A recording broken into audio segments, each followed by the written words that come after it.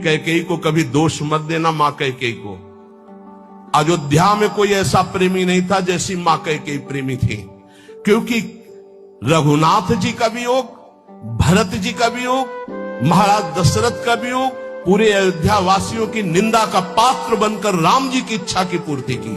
ये माता कैकेयी है, दूसरे में इतनी सामर्थ्य नहीं थी। माता कैकेयी जितना राम जी को प्यार करती थी, शायद है उतना कोई अवध में प्यार करता हो।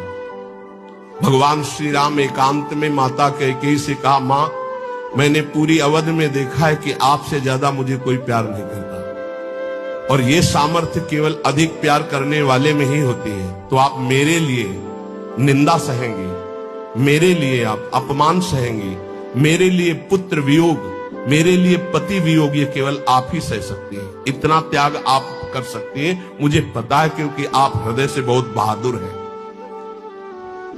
देवासुर संग्राम में साथ गई थी कैकेयी जी महाराज चक्रवर्ती सम्राट दशरथ के।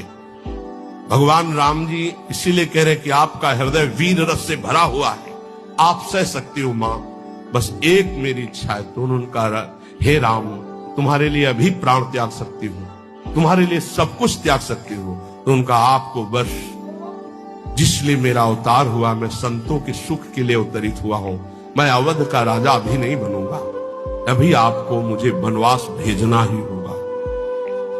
मां कैकेयी ने एकांतिक भगवान की आज्ञा का पालन किया, ये ध्यान रखना।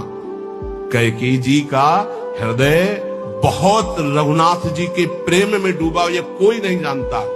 सर्वश्रेष्ठ प्रेम मां कैकेयी का, जिन्होंने अपना अपमान सहा, निंदा सहा, लेकिन राम जी की इच्छा की पूर्ति की। ये अंदर की बात कह रहा हूं। भरत जी ने कभी मां नहीं कहा। जब राम जी वापस अयोध्या आए तो उन्होंने कहा, बेटा तुम्हारी पूरी बात मानी थी, पर मैं एक बात नहीं सह सकती। अपने पति का वियोग सह गई, लेकिन मेरे भरत ने आज तक मां नहीं कहा। बेटा अब मेरी इच्छा एक बार मां कहला दो।